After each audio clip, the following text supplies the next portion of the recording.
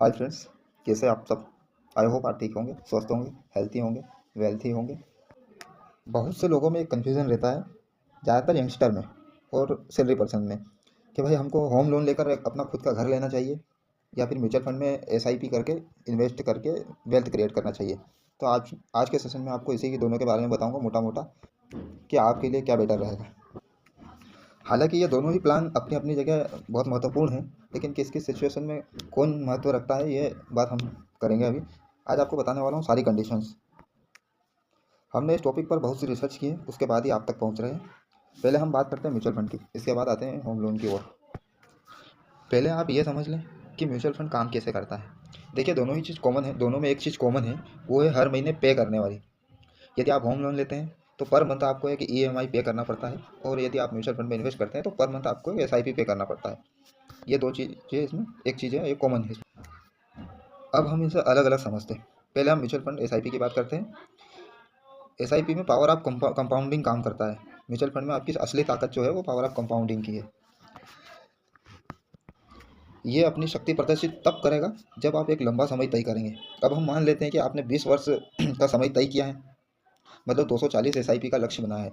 यदि आपकी salary 30,000 per month है, इसमें ज़्यादातर लोग क्या करते हैं, 50 30 और 20 का जो फार्मूला उसको फॉलो करते हैं। तो अपन उसके हिसाब से मान लेते हैं कि आप 6,000 रुपये आपके पास इन्वेस्टिंग के लिए बचते हैं। बाकी आपके सारे खर्च जो है वो माइनस करने के बाद एस आई पी में आप ज़रूरी नहीं है, एस आई पी में आप 1,000 से 500 रुपये से 1,000 से भी इसको स्टार्ट कर सकते हैं। कोई दिक्कत, उसमें कोई दिक्कत नहीं है। हम 6,000 इसलिए ले रहे हैं क्योंकि हम इसे होम लोन से कंपेयर कर रहे हैं।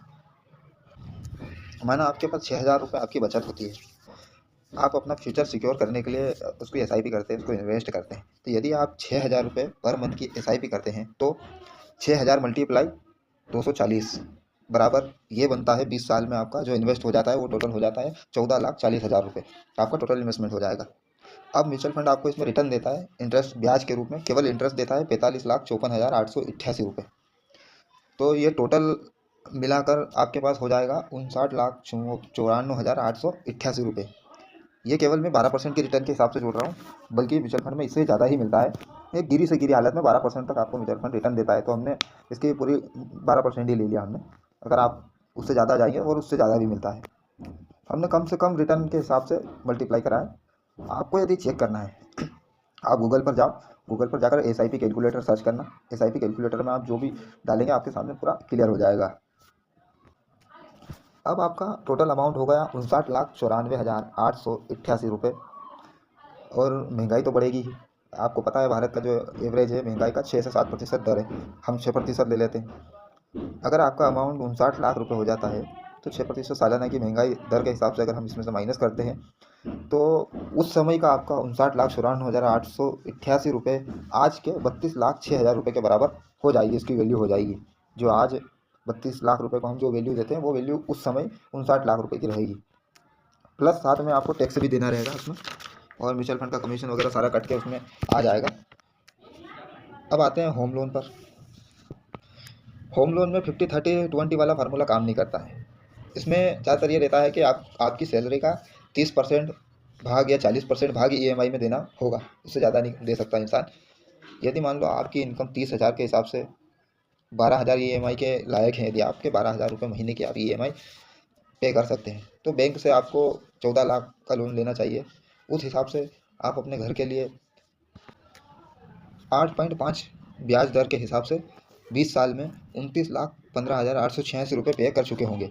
उन 14 लाख के मकान में आप इंटरेस्ट सहित अगर ईएमआई भरते हैं तो आप 8 8.5% के ब्याज दर से, तो 20 साल में टोटल आपका पेमेंट हो जाएगा 29,15,886 रुपये आप पे कर चुके होंगे बैंक को।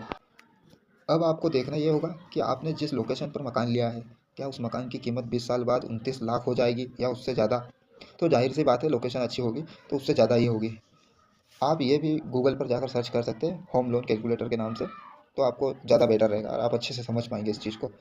होम लोन में बेनिफिट ये रहेगा कि आपको अपनी छत मिल जाएगी, अपना घर मिल जाएगा, ठीक है। आपको रेंट पे नहीं करना पड़ेगा। आपके पास एक होल्ड प्रॉपर्टी हो जाएगी जिसको आपको बेचना नहीं है, लेकिन उसकी मूल्य उसका बहुत समय के साथ साथ और बढ़ता जाएगा और बड़ा हुआ मिलेगा। और महंगाई का इसमें कोई लेना देना नहीं। प्लस इसमें आपका प्रॉफिट एक ये रहेगा कि जैसे जैसे आप समय होता जाएगा, आपकी जो ईएमआई वो फ्लेक्सिबल होती जाएगी। फ्लेक्सिबल आपको महसूस होगी, होगी नहीं, रेट तो वही रहेगा, 12,000 ही भरना रहेगा, लेकिन जिस जिस हिसाब से महंगाई बढ़ रही है आपकी सैलरी भी बढ़ेगी, तो आपके लिए वो ईएमआई और आसान हो जाएगी आने वाले समय में, और मकान की आपकी प्रॉपर्टी की कीमत बढ़ेगी। अब आपको तय करना है कि अब करना क्या है आपको। यदि आप ऐसी जॉब करते हैं जिसमें आपका ट्रांसफ़र होता रहता है, आप एक जगह नहीं रहते, तो फिर आपके लिए म्यूचुअल फंड ही बेस्ट ऑप्शन है। लेकिन आप एक जगह रहकर जॉब कर रहे हैं और रेंट से अगर रहते हैं, तो फिर आपके लिए होम लोन लेना प्रॉफिटेबल है। इन दोनों की डिटेल वीडियो हम बाद